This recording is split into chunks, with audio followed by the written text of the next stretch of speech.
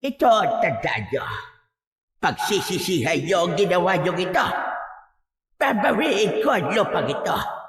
At lahat kayo ay luluhod sa aking harapan. Lolo, tuyong-tuyo na rin po ang mga taniman at ang mga natitirang pananim po ay nangamamatay na. Natatakot po ko, Lolo. Nagsimula na. Nagsimula na ang sumpa ni Celia, Apo. Wala kang laban sa akin. Hindi mo kayang gamitin ng tama ang butya ng bagyo. Bakit hindi mo nalang ibigay sa akin yan upang magamit ko ang rurok ng kapangyarihan ng butyang hawak mo? Hindi! Hindi ako papayag na mapunta sa agaya mo ang mutyang ipinagkaloob sa akin ni Lumawig! Magandang araw po sa inyong lahat. Ang kwentong inyong mapapakinggan ay tungkol sa binatang si Agibis na pinagkalooban ng mutya ng mata ng bagyo. Nang dahil sa hindi pagkakasunduan ng dalawang tribo sa kanilang lugar, ay nagbitiw ng sumpa si Aling Celia. Dumapo ang matinding tagtuyot at taggutom sa baryo ni Hagibis. Ngunit sa tulong ng mutya ng bagyo, ay naibalik ni Hagibis sa normal ang lahat. Ngunit tapos na nga ba ang paghihiganti ni Aling Celia? Ano nga ba ang kayang gawin ng pusong binalot na ng pagkasakim at puot? Ngunit bago po ang lahat, mga idol, huwag po nating kalimutan mag-subscribe at i-hit ang notification bell sa aking YouTube channel na The Voice Addict at Apong Isaak para sa mas marami pang makapigil hiningang kwentong aswang at katatakutan mula sa mundo ng kababalaghan. Umpisahan na po natin ang kwento. Ilang minuto nang nakatayo ang binatang si Hagibis sa pintuan ng kanilang kubo. Halos 1 oras na ang nakakalipas simula nang umalis ang lolo Paking niya na siyang pinuno sa tribong kanilang kinabibilangan, ang tribong Gantayon. Sa baryong yon na kanilang kinaroroonan ay may 2 tribong naninirahan. Ang isa pang tribo ay ang tribong Dumalna na pinamumunuan naman ni Aling Celia. Makalipas ang ilang sandali ay natanaw ni Hagibis si Lolo Paking na paparating. Sinalubong niya ito at nagmano siya. Agad na umupo si Lolo Paking sa upuang yari sa kawayan. Bakas sa muka ng matanda ang pagkabalisa. Lo, ano po nangyari sa pagpupulong? Naging maayos po ba? Ikinalulungkot ko. Pero hindi, Hagibis. Ayaw pumayag ni Celia sa mungkahi ko na panatilihin ang pagmamayari ng baryong ito sa 2 tribo. Ang gusto niya ay ang tribong Dumalna ang magmayari ng lupa ng ating baryo. Kaya naman, natapos ang pagpupulong, nagalit na galit si Celia at ang iba pang katribo niya. Iginiit ni Celia na ang mga ninuno niya ang luminang sa malaking bahagi ng taniman sa baryo. Bakit po kasi hindi na lang natin hayaan na ang tribong Dumalna ang mamahala at magbayari ng lupa ng baryong ito? Para naman wala na pong gulo. Handa naman sana akong gawin yan. Pero nagbago ang isip ko nang may nagsabi sa akin sa plano ni Celia. Aalisan niya ng karapatang mamuno sa baryo natin ang kahit na sinong kasapi sa tribong Gantayon. Maging ako ay mawawalan ng posisyon sa sarili natin tribo.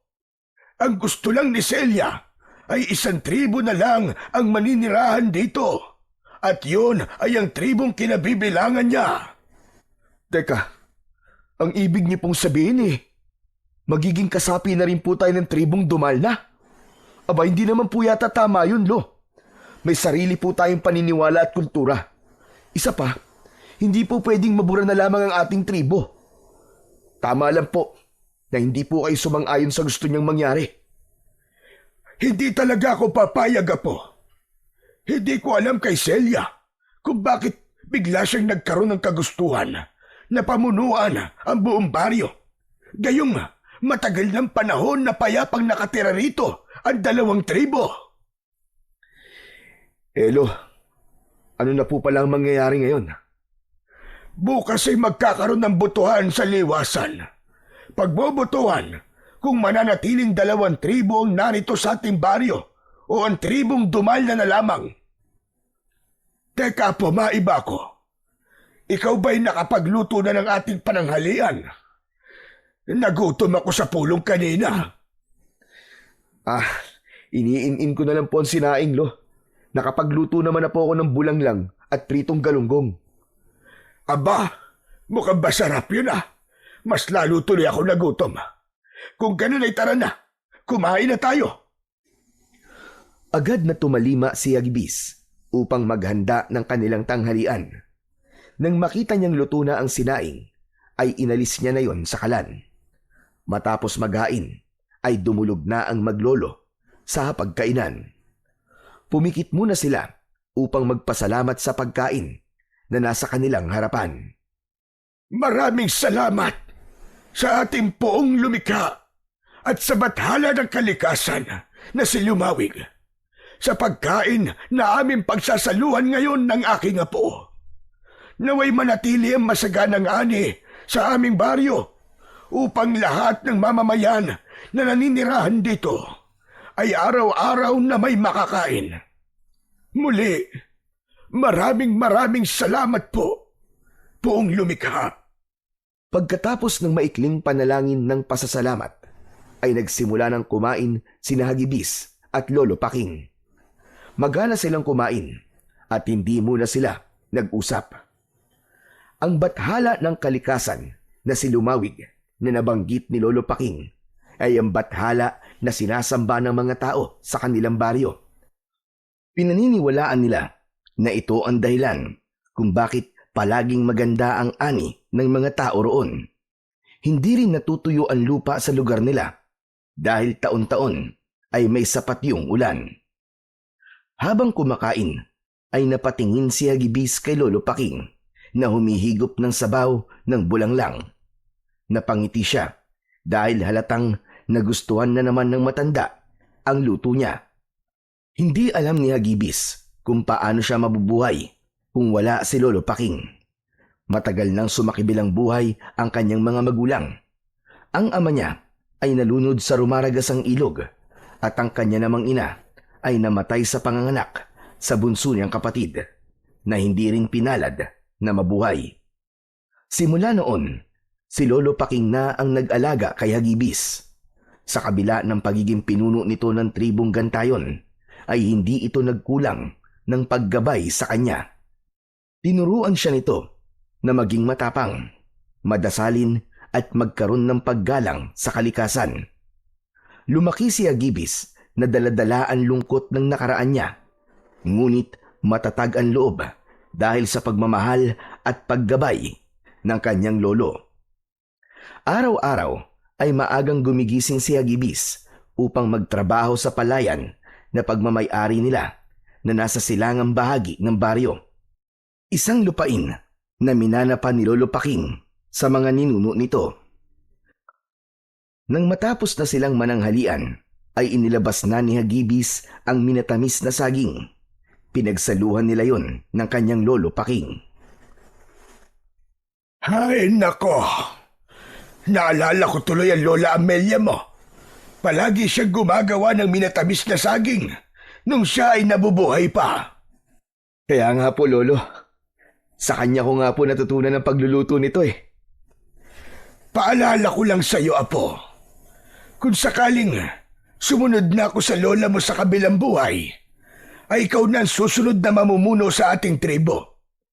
Alam kong nakita mo kung paano ko ito pamunuan. At sana, Apo, ipagpatuloy mo lang yon. Mahalin mo ang nasasakupan natin at mamahalin ka rin nila pabalik. Aba, Lolo, huwag naman po kayo magsalita ng ganyan. Matagal pa po ang buhay nyo. Matagal pa po kayo magiging pinuno ng tribo natin. Nagpapakatotoo lang ako, Apo. Sa nangyayaring banggaan ngayon ng 2 tribo, ay hindi ko na alam ang maaaring mangyari. Hindi ko na alam kung ano ang kayang gawin ni Celia para lang maganap ang nais nila sa ating baryo. Naghalo ang lungkot at takot sa puso ni Hagibis sa sinabi ni Lolo Paking. Aminado siya na hindi na gaya ng dati ang relasyon ng tribong Gantayon at tribong Dumalna. Ngunit hindi siya nawawalan ng pag-asa na maaayos pa rin ang gusot sa dalawang tribo. Naniniwala siya na ang kailangan lang ay masinsinang pag-uusap at respeto sa bawat isa. Nang sumunod na araw ay maagang nagising sina Hagibis at Lolo Paking. Sabay silang nagdasal at pagkatapos ay kumain na sila ng agahan. Matapos yun ay naghanda na sila sa botohan na mangyayari sa liwasan. Habang naglalakad ay hindi na iwasan ni Hagibis ang kabahan. Lo, paano na lang po kung hindi sumang-ayon sa atin ang boto ng mga tao? Paano kung manalo po sina Aling Celia? Ang naisip ko ay kakausapin ko ang lahat ng kabilang sa ating tribo. Tatanungin ko sila kung nais ba nilang maghanap ng ibang lugar kung saan tayo pwedeng lumipat at magsimula ng panibagong buhay. Pero ang sa akin lang, Lo, hindi tayo pwedeng umalis sa baryong to. Dito tayo lahat isinilang at dito na rin tayo babawian ng buhay. Alam ko, Hagibis. Ngunit hindi ko hahayaan na mabura na lang ang tribong Gantayon. Kapag ginawa ko yun, ay parang tinraidor ko na rin ang ating buong angkan at ang mga ninuno natin. Ipagdasal na lang natin na ang botong mananalo ay siyang makakabuti para sa ating lahat. Sana nga po, Lo. Sana po ay gabayan tayong lahat ni Lumawig.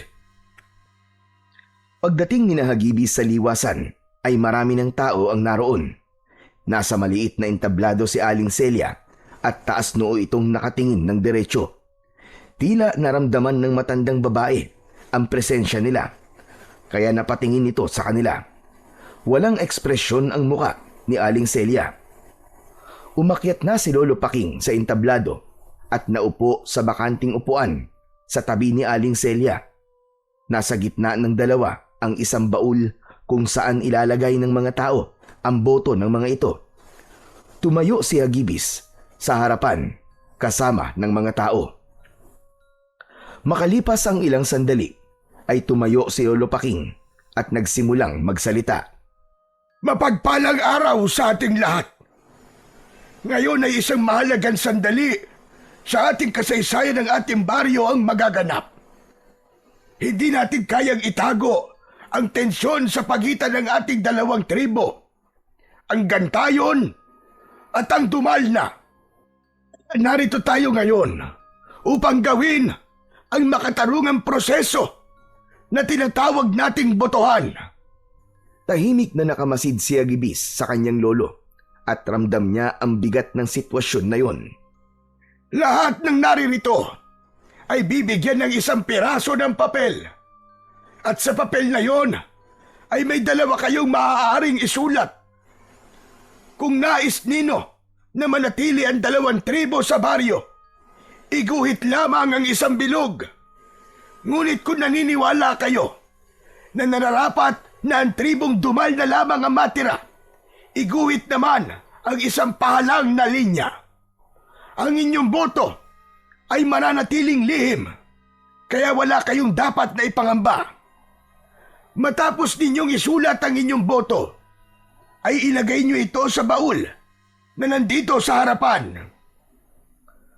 Matapos na mabigyan ang lahat ng kapirasong papel, ay ipinamahagi na ang ilang pirasong panulat. Pinagpasapasahan ng mga naroon ang panulat. Nang mapunta sa kamay ni Hagibis ang panulat, ay walang pagdadalawang isip na bilog ang isinulat niya sa papel. Makalipas ang ilang minuto, ay nakapagsulat na ang lahat. Maayos silang pumila upang ihulog ang papel sa loob ng baul. Nang maihulog na ang huling papel, ay nagsimula ng buksan ng mga matatanda sa tribo ang baul at isa-isang binilang ang boto ng mga tao. Pigil ang hininga ni Hagibis habang pinagmamasdan ang bawat papel na binubuksan. Ang bawat bilog ay nagbigay sa kanya ng pag-asa at bawat pahalang na linya naman ay tila sundot ng patalim sa kanyang dibdib. Naramdaman niyang bumibilis ang tibok ng kanyang puso habang unti-unting dumadalas ang bilang ng mga bilog. Matapos ang halos kalahating oras ng pagbibilang ng boto ng mga tao, ay idiniklara na ang may pinakamaraming boto ay ang pananatili ng 2 tribo sa baryo ni Hagibis. Nagsigawan ang mga taong bumoto para sa desisyon na yun, habang ang iba ay nanatiling tahimik at halatang diskumpiyado.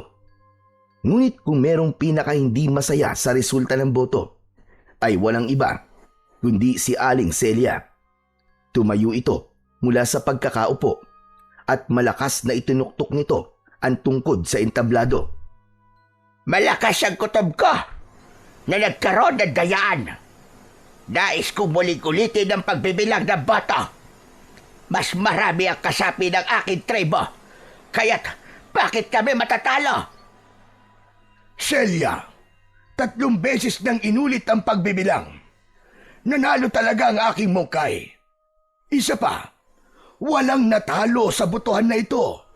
Lahat tayo ay nanalo dahil mananatili sa dati ang ating baryo. 2 magkaibang tribo, ngunit nagkakaisa at nakatira sa iisang lugar. Anong pagkakaisang sinasabi mo, Paking?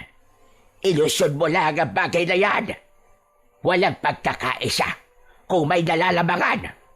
Ang aking tribo lamang ang dapat na manirahan sa baryong ito. Dahil ninuno ko ang nagpakahirap na lilangin ang lugar na ito. Hindi na napigilan pa ni Hagibis ang makisali sa usapan. Nais niyang maliwanagan ang isip ni Aling Celia ng sandaling yon. Teka, mawalang galang na po, Aling Celia. Mas makakabuti po kung igagalang natin ang boto ng mas nakakarami. Isipin na lang po natin na ito po ang kaloob ni Lumawig at ito po ang makakabuti para sa ating lahat. May kilabot na gumapang sa buong katawan ni Hagibis nang matalim na tumingin si Aling Celia sa kanya. Lapastangan! Hindi porket apo ka ng pinuno ng inyong tribo ay makikisali ka na sa aming pag-uusap. Isa pa, wala akong pakialam sa bathala yung si Lumawig. Ang tribo nyo lang ang naniniwala sa kanya at hindi ang aming tribo. Celia, hindi tama na nagsasalita ka ng ganyan sa aming bathala. Kung hindi ka naniniwala kay Lumawig, ay huwag mo sana siyang bastusin. Wala kayong pakialam. Ito ang tandaan mo, Paking. Hindi pa tayo tapos. Sisiguraduhin ko na ang tribong Dumal na pa rin ang tanging tribo na mananatili sa baryong ito. Naputol ang pagsasalita ni Aling Celia nang magsigawan ang mga tao. Kinantsawan ito at may mga nagsabi na hindi ito marunong tumanggap ng pagkatalo. Dahil doon ay mas lalong nag-init ang galit ng matandang babae. Isa-isang pinagdududuro ni Aling Celia ang mga taong nasa harapan nito. Wala kayong paggalang sa pinuno ng tribong Dumal na. Alam ko na ang mga nagsasabi ng hindi maganda sa akin ay mula sa tribong Gantayon. Sa bagay, hindi na ako dapat pang magtaka dahil ang inyong pinuno ay mapagpanggap at nagtatago lang sa mabait na imahe. Pero ito ang tandaan nyo. Pagsisisihan nyo ang ginawa nyo ito. Babawiin ko ang lupain ito at lahat kayo ay luluhod sa aking harapan. Mabigat ang mga akbang na bumaba si Aling Celia sa maliit na entablado. Patuloy pa rin ang pagkantsaw ng mga tao sa matandang babae. Sumunod kay Aling Celia ang mga kasama sa tribo nito at ang tanging natira sa liwasan ay ang mga bumoto na manatili sa baryo nila, ang 2 tribo. Pagkatapos ng pagboto sa liwasan at kaguluhan ay umuwi na sina Hagibis at Lolo Paking sa kanilang tahanan. Tahimik sila pagpasok at sabay silang naupo sa sala. Panay ang paghinga ng malalim ni Lolo Paking. Alam ni Hagibis na malungkot ang lolo niya sa naging reaksyon kanina ni Aling Celia. Lolo, parang kinakabahan po ako sa mga binitiwang salita ni Aling Celia kanina. Parang nagbabanta na po siya. Hindi lang parang. Nagbanta na talaga siya. Ano po kaya kung kausapin niyo po siya uli? Paliwanagan niyo po siya na ang nanalong boto ay mapapakinabangan naman natin lahat, na mas makakabuti na walang baguhin sa baryo natin. Saka ko na siya kakausapin kapag lumamig na ang ulo niya. Sa ngayon, ay hahayaan ko muna siyang iproseso ang emosyon niya. Naniniwala ko na kapag kumalma na siya, ay makakapag-isip na siya ng mas maayos. Sa bagay, tama po kayo, Lo. Mahirap pong kausapin ng isang tao kapag galit siya. Pero ang maganda po ay walang kailangan magbago sa baryo natin. Ang totoo nga po natakot ako na baka kailanganin po nating umalis sa lugar na to kasama ang mga kasapi natin sa ating tribo. Sa totoo lang, Apo, ay alam kong mananalo tayo sa butuhan. Ramdam ko na marami pa rin ang nais na manatili ang 2 tribo sa ating baryo. Nakita mo naman na kahit mas marami ang miyembro ng tribong Dumalna, ibig sabihin ay may mga Dumalna na bumoto na hindi pabor kay Celia. Bagamat nanalo ang gustong mangyari ni Hagibis sa kanilang baryo, ay hindi niya pa rin lubusang maging masaya. Paulit-ulit na umaalingaw-ngaw sa utak niya ang mga salita na binitiwan ni Aling Celia sa liwasan kanina. Inabukasan ng umaga, habang nag-aalmusal sina Hagibis at Lolo Paking, ay isang miyembro ng tribong Gantayon ang humahangos na nagtungo sa kanilang kubo. Sinabi nito na paalis na ang tribong Dumalna sa baryo nila sa pangunguna ni Aling Celia. Itinigil muna ni Hagibis ang pagkain at lumabas sila. Naabutan pa nila sina Aling Celia at ang lahat ng tribong Dumalna sa arko ng baryo. May bitbit ang mga ito ng mga gamit. Humarang sila at si Aling Celia ang humarap sa kanila. Celia, ano na namang ibig sabihin nito? Bakit kayo aalis? Hindi ba't ito naman ang gusto mo, Paking? Ang nanalong boto ay mananatili ang 2 tribo sa ating baryo. Walang nakalagay doon na aalis kayo. Ano ba naman ito, Celia? Wala nga. Pero wala na rin dahilan para manatili pa kami sa lugar na ito. Pero wag kang masyadong maging masaya, Paking. Babalik kami rito at babawi namin ang lupang ito. Aling Celia, wala naman po nagpapaalis sa inyo Manahimik ka, Hagibis. Palagi ka na lamang sumisigit sa usapan ng matatanda. Wala kang galang. May karapatan ng apo ko na makisali sa usapan natin, lalo na't siyang susunod na magiging pinuno ng aming tribo. Celia, mag-usap muna tayo. Kumalma ka muna at pag-isipan mo ng 1,000 beses ang iyong desisyon. Napakaraming 1,000 beses ko na nag-isip. Mapapagod lamang ang utak ko. Isa pa, buo na ang desisyon namin. Aalis kami rito. Pero gaya na sinabi ko kahapon, babawin kong lupa ng aking mga ninuno. At isinusumpa ko na sa pag-alis namin ay makakarana sa baryong ito ng tagtuyot. Walang pananim na mabubuhay sa lupang ito. Tandaan mo yan, Paking. Sisiguraduhin kong pagsisisihan yung lahat na ipinagkait nyo sa aming mga Dumalna. Ang lupang dapat ay sa amin. Wala nang nagawa sina Hagibis at Lolo Paking nang magpatuloy sa paglalakad sina Aling Celia palayo sa kanilang baryo.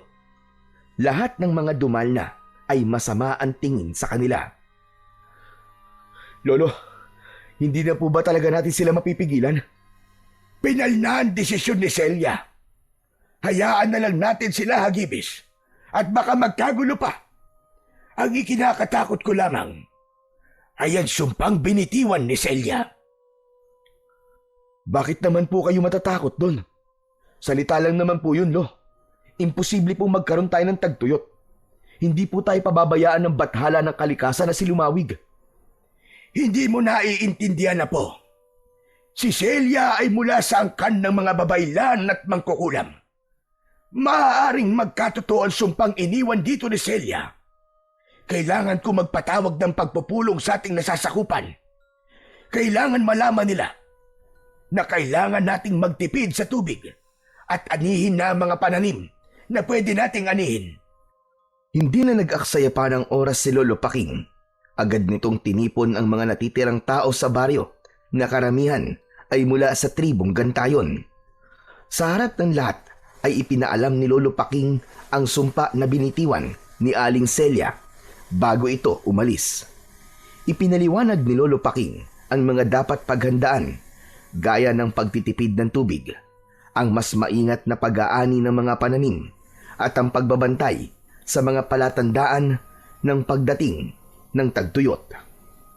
Tahimik lang si Hagibis habang pinagmamasdan ang mga kabaryong seryosong nakikinig sa kanyang lolo. May mga nanay na may kalong na bata, matatanda at ang ilang magsasakang may putik pa sa paa mula sa palayan.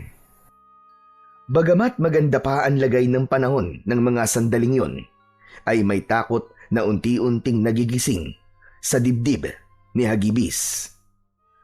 Nang matapos ang mabilisang pagpupulong, ay bumalik na ang mga tao sa kani-kanilang gawain, habang sina Hagibis at Lolo Paking naman ay nagtungo na sa kanilang taniman at palayan. Siniguro nila na may sapat na tubig sa irigasyon. Nang sumunod na araw, ay nagsasagawa ang lahat ng ritual ng pag-aalay kay Lumawig upang masiguro nila na hindi magkakaroon ng tagtuyot sa kanilang baryo. Pagkatapos ng ritual ng pag-aalay, ay naglakad na sina Hagibis pauwi. Lo, matanong ko po kayo. Sa tingin niyo po ba ay hindi na po mangyayari ang sumpa ni Aling Celia? Sa akin palagay, ay ginawa na natin ang lahat para makontra ang sumpa ni Celia. Umasa tayo at patuloy na magdasal na sana ay hindi tayo pabayaan ni Lumawig. Kahit minsan naman po hindi po niya tayo pinabayaan. Minsan nga, kahit hindi umaayon ang panahon sa mga itinatanim natin, ay maganda pa rin ang ating ani.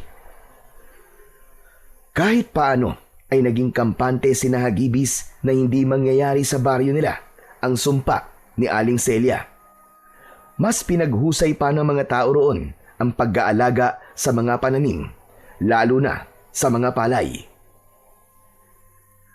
Hanggang sa lumipas ang mga araw, ay walang kakaibang nangyari sa mga pananim.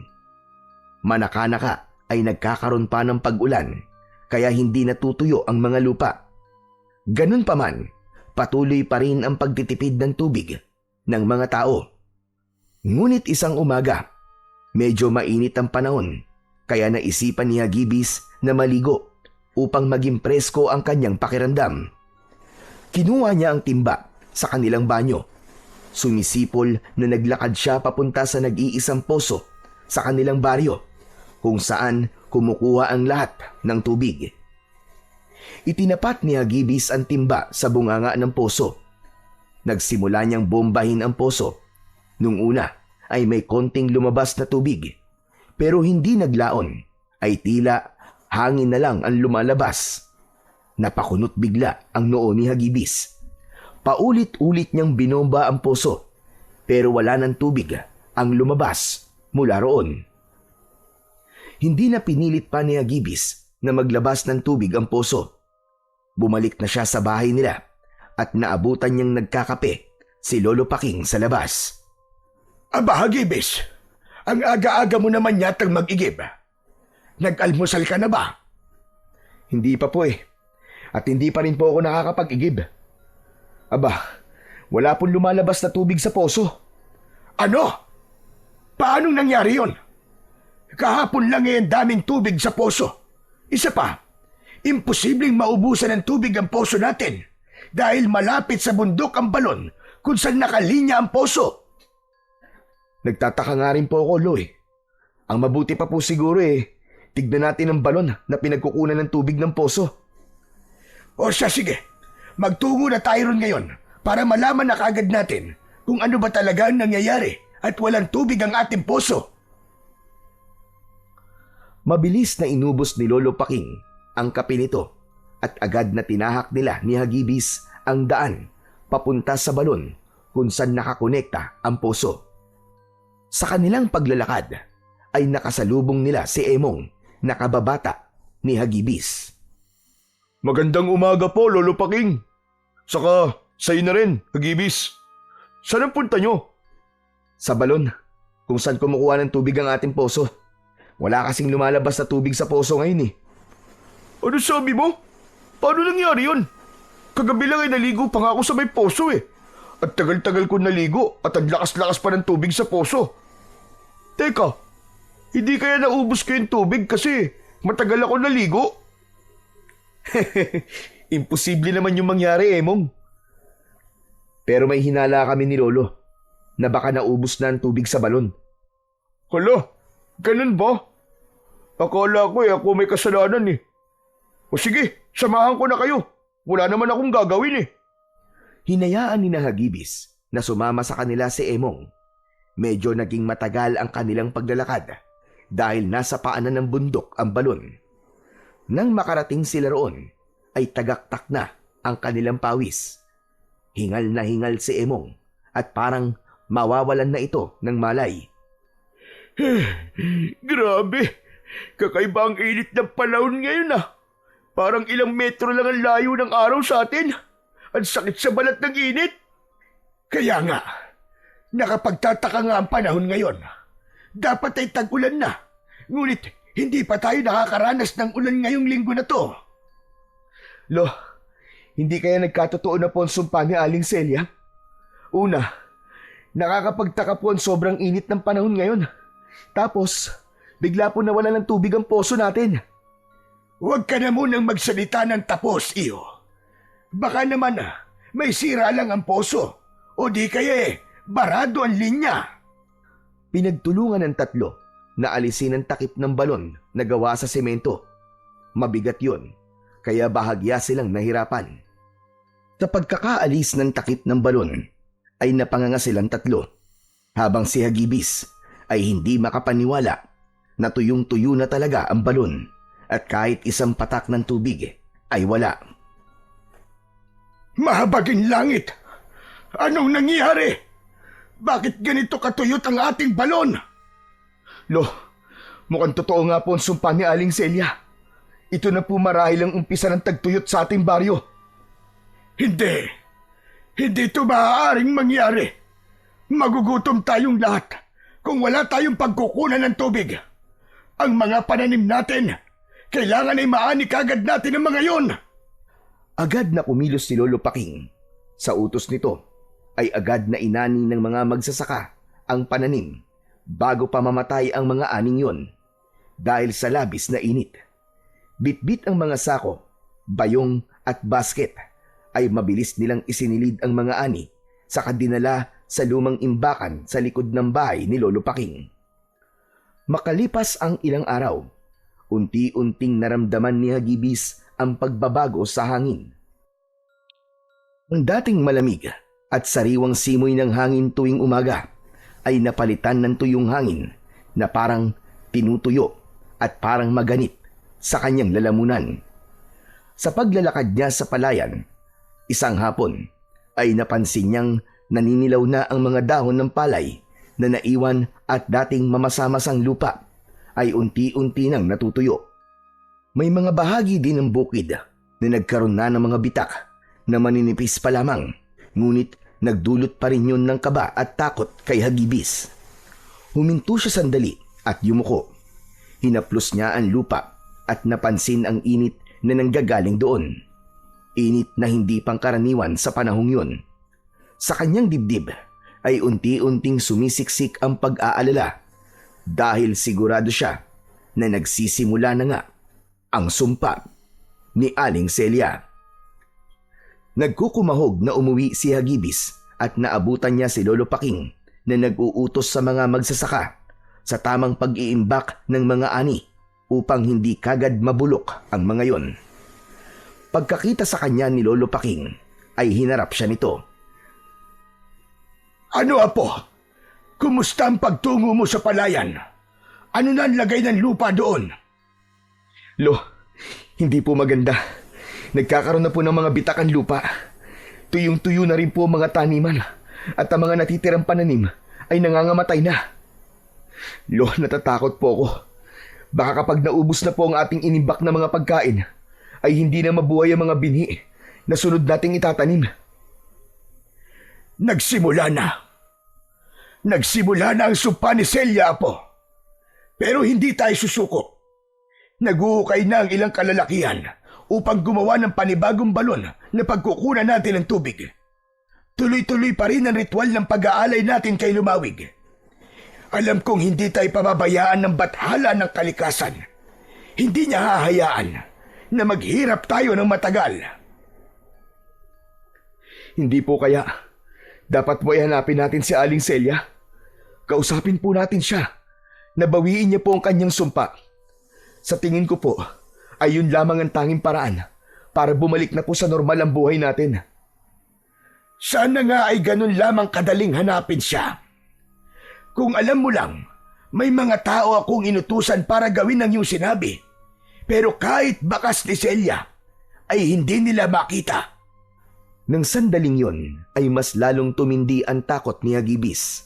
Ramdam niya na kapag nagtagal sila sa ganong sitwasyon, ay marami pang hindi magagandang mangyayari sa kanilang baryo at sa mga taong nakatira rito.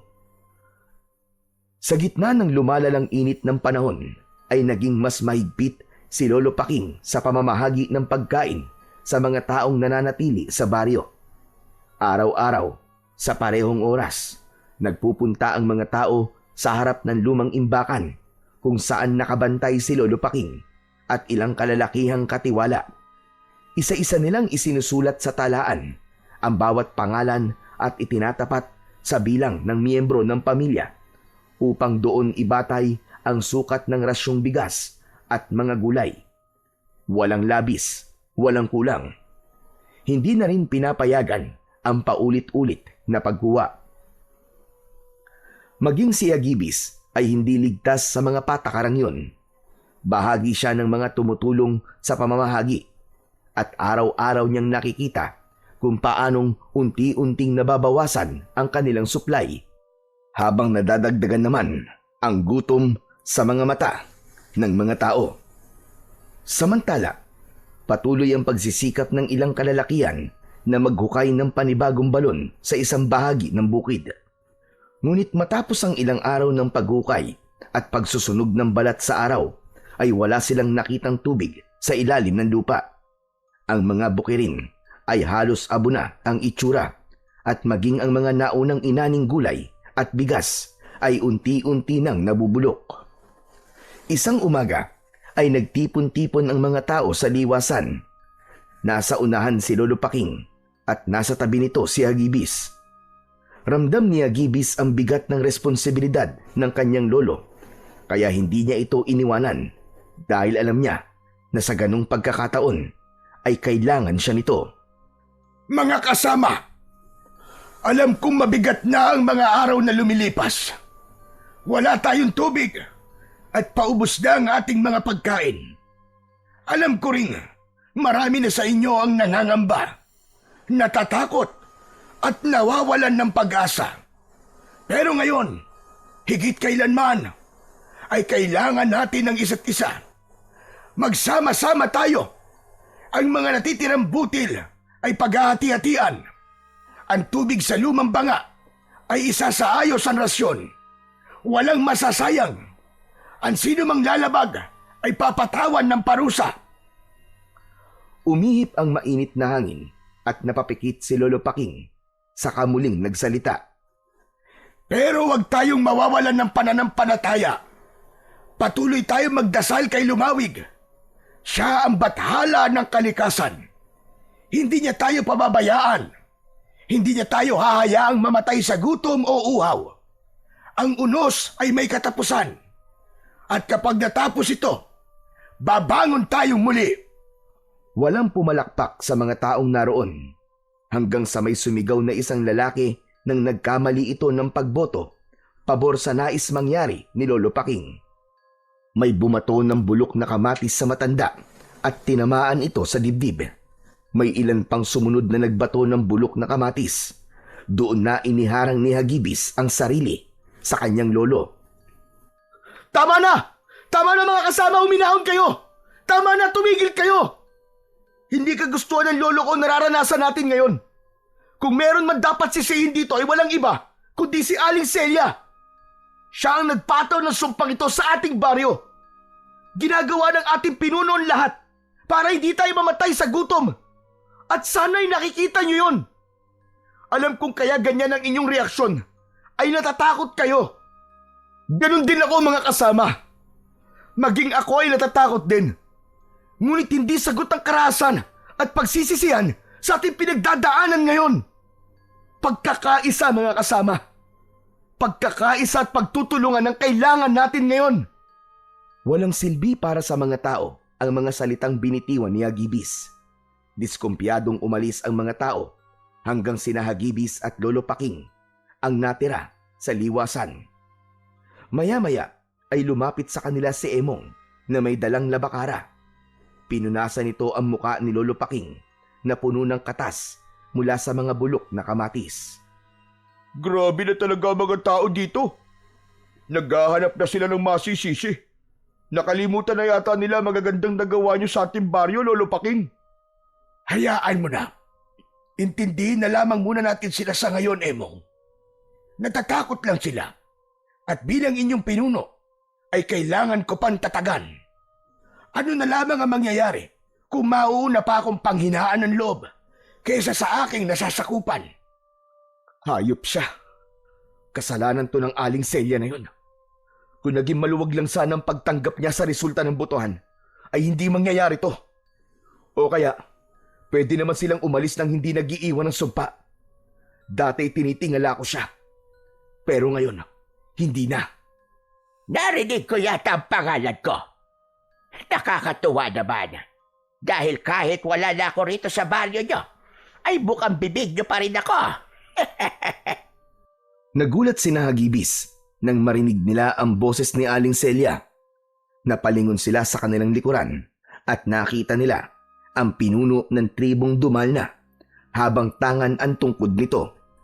May nakakalokong ngiti sa labi nito. Aling Celia, mabuti naman at nagpakita ka pa sa amin. Nais ko lang na makita ng personal ang unos na inyong nararanasan ngayon dahil sa aking sumpa.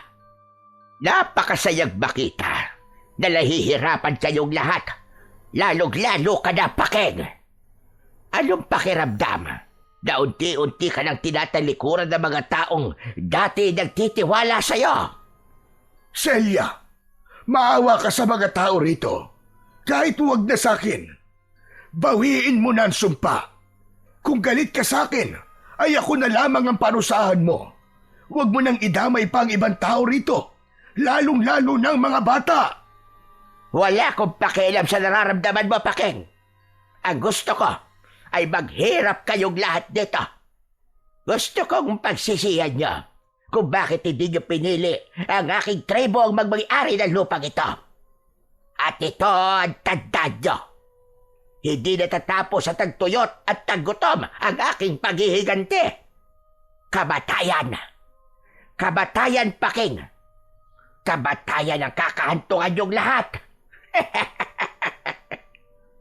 Tumayo ang balahibo sa braso ni Hagibis sa sinabing yun ni Aling Celia. Tama na! Tama na, Aling Celia! Hindi pa ba sapat sa inyo na makitang nahihirapan kami? Bawiin mo na ang sumpa mo! Hindi. Hindi ko babawiin ang ibis. Lahat kayo ay mamamatay. At kapag dumating na ang araw na yon, babalik ang aking tribo sa baryong ito dahil ito ay amin. Abat, sumusobra ka ng matanda ka. Laking gulat ni Hagibis at Lolo Paking nang biglang sumugod si Emong kay Aling Celia. Ngunit bago pa mapagbuhatan ni Emong ng kamay ang matanda, ay inilapat na ni Aling Celia ang kamay nito sa noo ni Emong. Gumalaw ng mabilis ang bibig ni Aling Celia na para bang may inuusal itong dasal. Natigilan si Emong, natulala ito at parang bigla itong nawala sa sarili. Nagpalinga-linga si Emong at nang makita nito ang mga durog na bulok na kamatis sa lupa, ay isa-isa nitong dinampot yun at kinain. Akala mo ay gutom na gutom si Emong nang gawin nito yon. Pinigilan ni na Hagibis at Lolo Paking si Emong, kaya nawala ang atensyon nila kay Aling Celia. Hinawakan ni Hagibis ang mga kamay ng kanyang kaibigan nang akmang isusubo nito ang bulok na kamatis. Emong! Emong, tama na! Hindi mo dapat kinakain yan! Tama na, Emong! Sa tingin ko, ay dinasalan ni Celia si Emong. Iniharap ni Lolo Paking si Emong dito at isang malakas na sampal ang ibinigay nito kay Emong. Tila nagising si Emong sa mahabang pagkakatulog at sumuka ito nang mapagtanto nito na kumakain siya ng bulok na kamatis. Ano nangyari? Bakit kumakain ako nito? Dinasalan ka ni Aling Celia. Mabuti na lang at sinampal ka ni Lolo. Kaya pala sakit ng mukha ko eh. Teka, nasa na ba si Aling Celia? Napatingin si Hagibis at Lolo Paking sa kinatatayuan kanina ng matandang si Aling Celia. Pero wala na roon ang matanda. Luminga sila at kahit saan ay hindi na nila ito nakita. Parang nawala ito na parang bula. Labis ang pagtataka ng tatlo dahil napakabilis na nawala ni Aling Celia. Sa paglipas ng mga araw ay lalong tumindi ang kalagayan ng baryo. Ang init ay tila apoy na unti-unting tumutupok sa lahat. Walang ulap sa kalangitan at ang hangin ay tuyo at masangsang. Ang mga lalagyan ng tubig ay unti-unti nang nauubos at ang mga pananim ay naging abo na lamang sa tuyot, bitak-bitak na lupa. Marami sa mga tao ang nagsimula ng kumain ng mga bulok na gulay. Ang mga bata ay nagiging matamlay at nagkakasakit. May ilan na piniling lisanin na ang baryo, ngunit mas marami pa rin ang nanatili dahil walang ibang mapupuntahan. Patuloy pa rin ang paninisi ng ilan kay Lolo Paking. Unti-unti nang nawawala ang respeto ng ilan sa matanda na dating tinitingala at hinahangaan. Si Hagibis ay lalong hindi na makatingin sa mga mata ng kanyang mga kababaryo. Kapag naglalakad siya sa labas, ay naririnig niya ang usap-usapan ng ilang tao tungkol sa kanyang Lolo Paking. Isang hating gabi, hindi makatulog si Hagibis. Kanina ay nabalitaan nila ang pagkamatay ng isang matandang lalaki dahil sa labis na gutom at pagkauhaw. Pakiramdam niya ay yun na ang tinukoy ni Aling Celia na kamatayan sa kanilang baryo at alam niya na nagsisimula pa lamang yun. Lumabas si Hagibis at nagtungo sa malawak at tuyong palayan. Nanghihina siyang napaluhod habang nakatingala sa kalangitan. Lumawig! Bathala ng kalikasan! Hindi na po namin alam ang aming gagawin. Hirap na po kami. Kung galit ka po sa amin, sabihin niyo po. Kung may kasalanan po kami, turuan niyo po kaming bumawi. Sinubukan lang po namin protektahan ng lupaing minahal namin. Pero ngayon, mahal na bathala, parang pinarurusahan niyo kami. Pakiusap, bigyan niyo po kami ng tubig. Bigyan niyo po kami ng bagong simula. Hindi na nga napigilan ni Hagibis ang mapahagulgol. Yumuko siya at hinayaan niya ang pagdaloy ng kanyang mga luha. Habang nakaluhod si Hagibis sa gitna ng tuyot na palayan, ay biglang umihip ang malamig na hangin mula sa iba't ibang direksyon. Kasunod nun ay isang liwanag ang bumaba mula sa langit. Sa gitna ng liwanag ay unti-unting lumitaw ang isang nilalang na matangkad kumpara sa pangkaraniwang tao. Ang balat nito ay kulay kayumanggi. Ang kasuotan nito ay isang balabal na tila yari sa ginto. Mahaba at itim ang buhok nito. Nakikita at naririnig ko ang inyong paghihirap, Hagibis. Ngunit ang sumpang nakakabit sa inyong baryo ay lubhang malakas. Ano to? Lumawig! Lumawig! Mahal na bathala ng kalikasan! Muling yumuko si Hagibis. Humalik siya sa lupa bilang pagbibigay ng galang sa bathala. Hindi siya makapaniwala na magpapakita sa kanya ang bathalang kanilang sinasamba. Tumayo ka. Tumayo ka, Hagibis. Pagmasdan mo ako.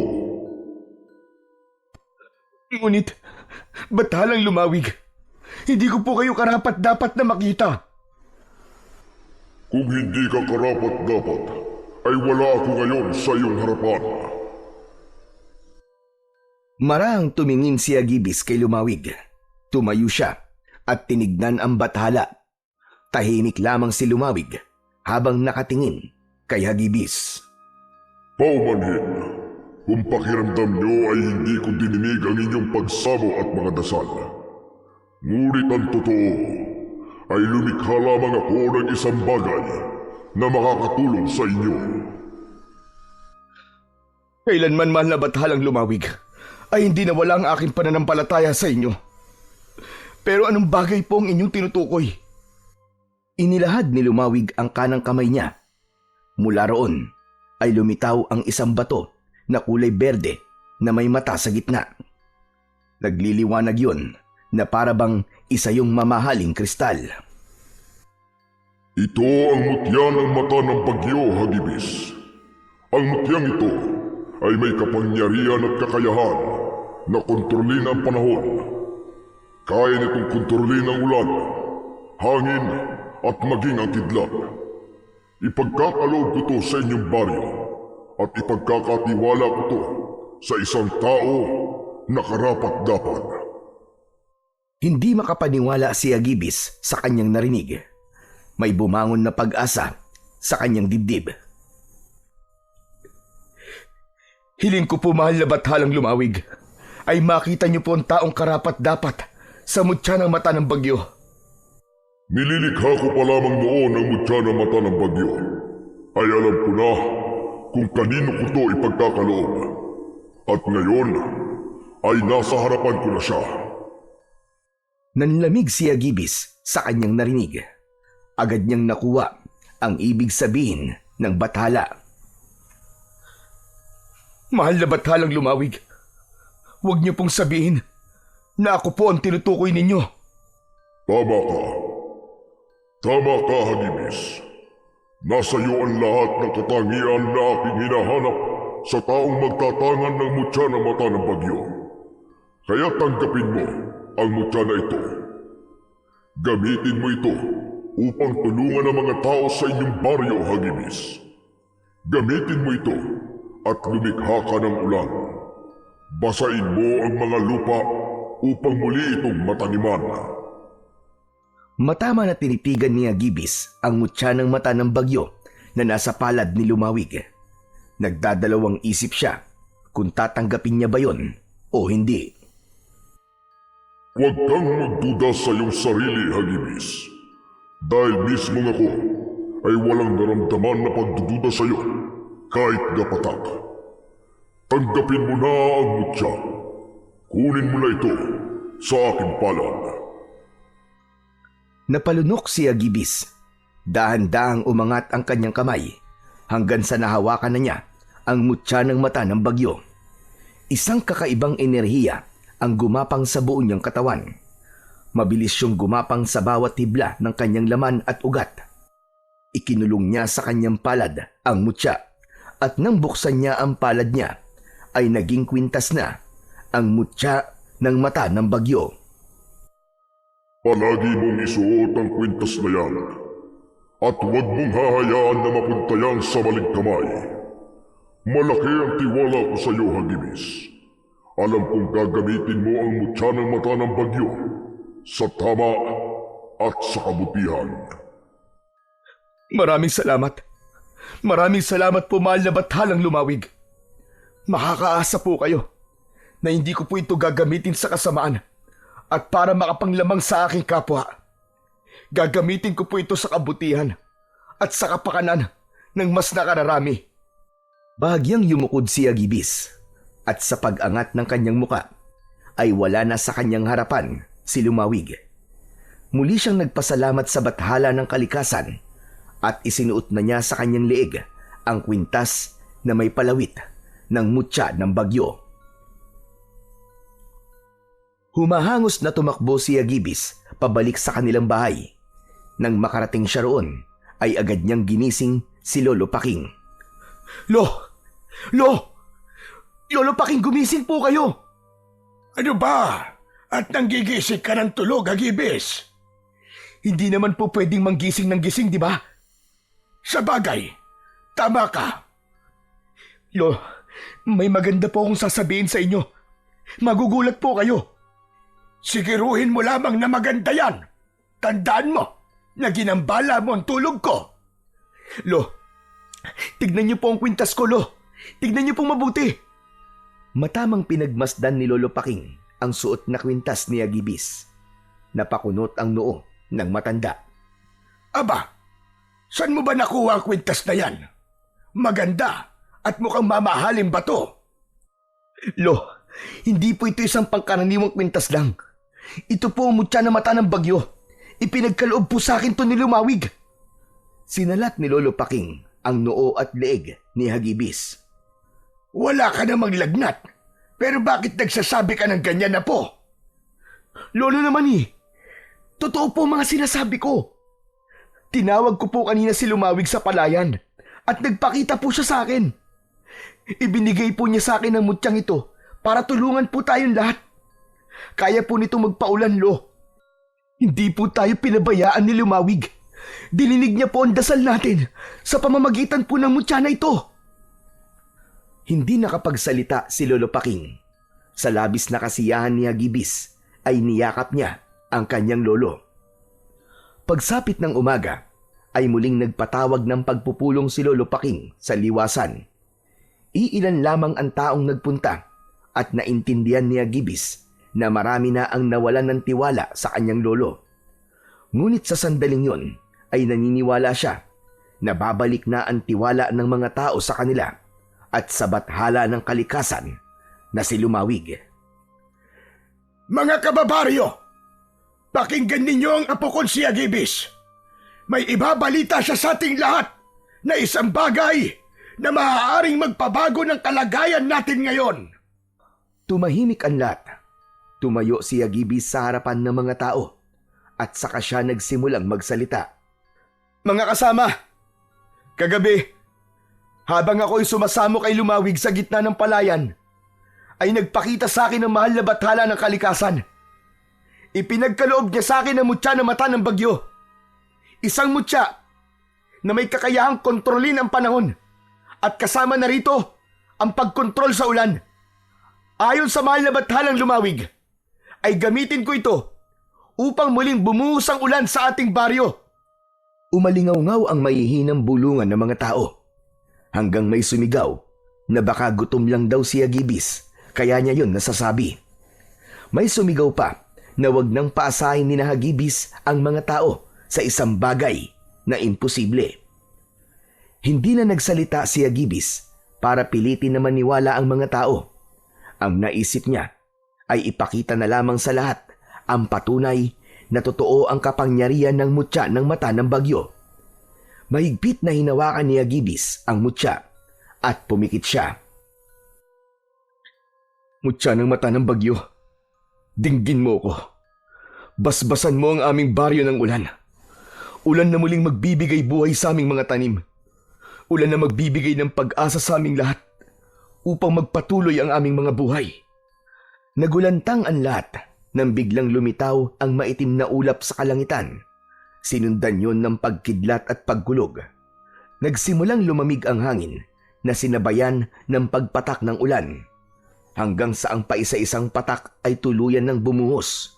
Mabilis na nabasa ang tuyong lupa. Nagsigawan ang mga tao sa labis na kasiyahan. Mga nakatingala at nilalasap ang pagyakap ng malamig na buhos ng ulan. Ang iba ay nagpaikot-ikot habang sumasayaw. Naluluwang napatingin si Agibis kay Lolo Paking. Lo, umuulan na! Umuulan na po! At yun ay dahil sa iyo, Apo, at sa mutya ng mata ng bagyo. Binigyan mo ulit ng pag-asa ang lahat. Maraming salamat, Apo. Salamat din po kay Lumawig. Kung hindi niya po ipinagkaloob sa akin ang mutya ng mata ng bagyo, ay hindi ko po ito magagawa. Hinayaan lang ni Agibis na magsaya ang mga tao sa pagbuhos ng ulan. May ilan na nagsahod ng batya at timba. Alam ng lahat na malaki ang magagawa ng muling pag-ulan sa kanilang baryo dahil muling nabasa ang kanilang lupa at maaari na ulit nila yung taniman habang ang mga balon naman ay muling magkakaroon ng tubig. Muling nabuhay ang baryo ni Hagibis matapos ang matinding tagtuyot. Mabilis na natutunan ni Hagibis na gamitin ang mutya ng mata ng bagyo upang kontrolin ang ulan. Nagtanim ulit ang mga tao ng palay, mais at gulay. Ang mga dating tuyong balon ay muli nang napuno ng malinaw at malamig na tubig. Maraming tao ang humingi ng tawad kay Lolo Paking. Hindi rin nakalimutang pasalamatan ng mga tao si Agibis. Nagkaroon din sila ng ritual ng pag-aalay para kay Lumawig bilang pasasalamat sa mutya ng mata ng bagyo.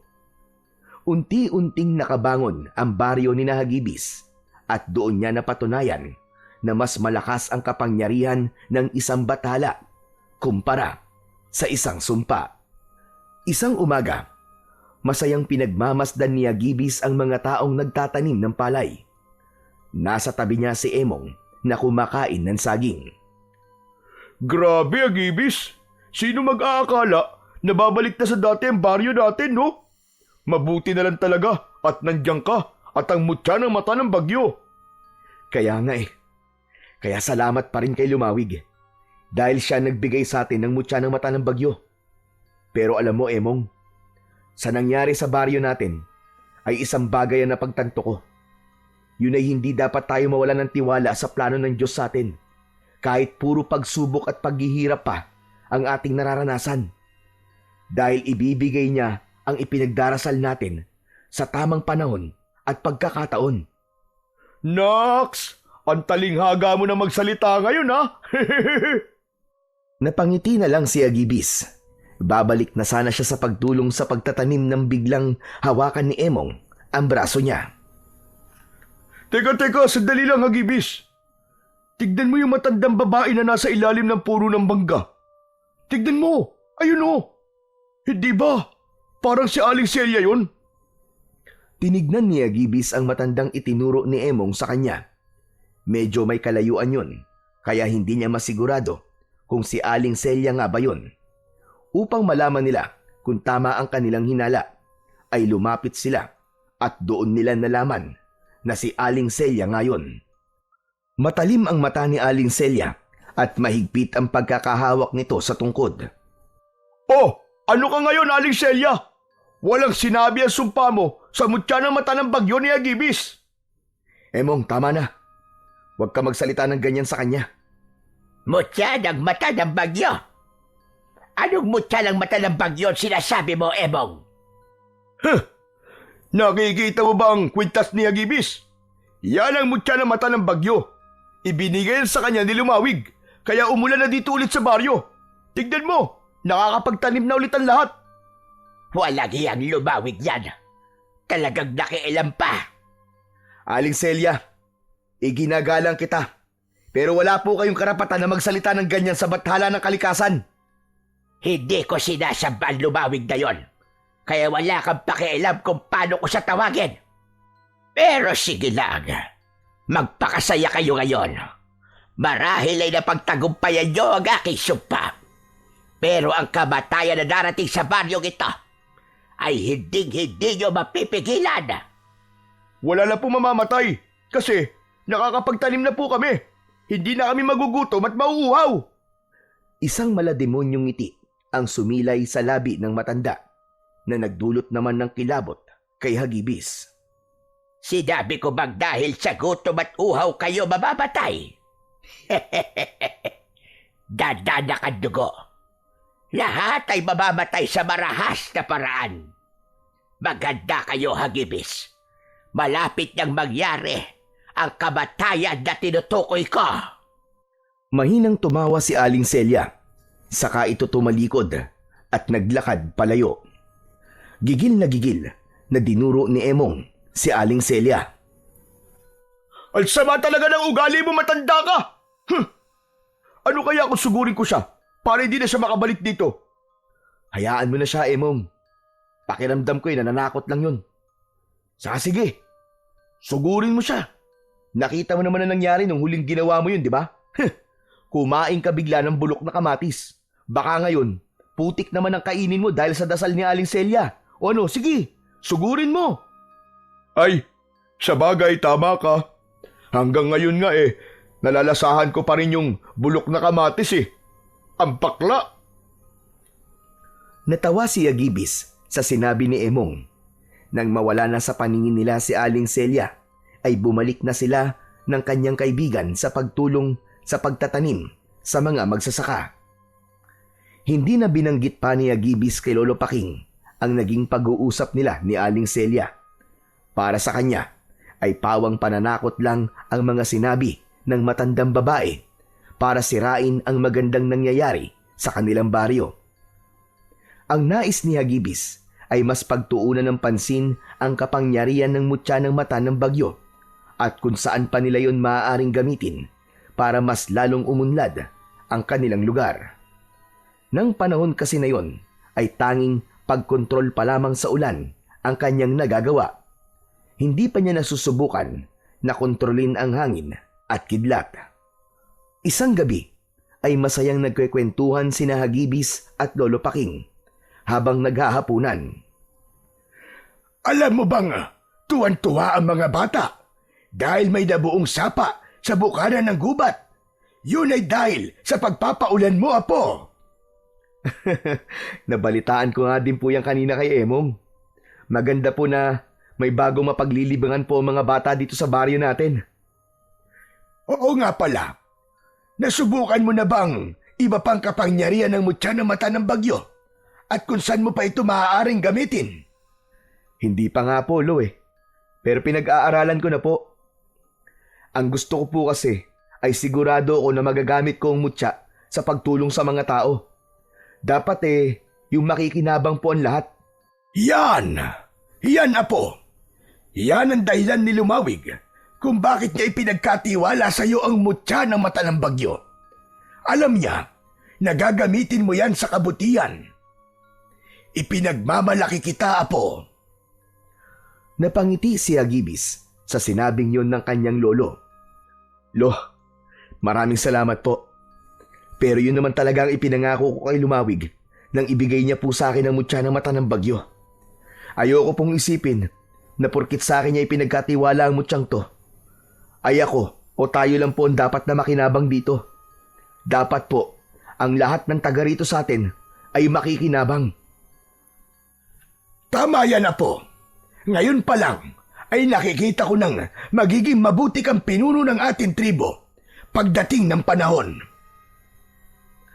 Mas lalong lumaki ang ngiti ni Hagibis sa sinabing yun ni Lolo Paking. Ngunit para sa kanya, hindi niya ginagawa ang lahat ng yun upang maipakita lamang sa mga tao kung anong klase siyang pinuno sa hinaharap. Tinutupad niya lamang kung ano ang sinabi niya kay Lumawig nang ipagkatiwala nito sa kanya ang mutya ng mata ng bagyo. Hanggang isang gabi, nabulabog ang katahimikan ng buong baryo nang umalingaw-ngaw ang sigawan ng mga tao. Maging sina Hagibis at Lolo Paking ay napabalikwas ng bangon sa kanilang pagkakatulog. At may pagtataka silang nagkatinginan. Lo, sigaw po ba yun ng mga tao? Sa tingin ko ay oo, Apo. Tara, lumabas tayo at tignan natin kung ano ang nangyayari. Bago sila lumabas, ay kumuha ng itak si Lolo Paking.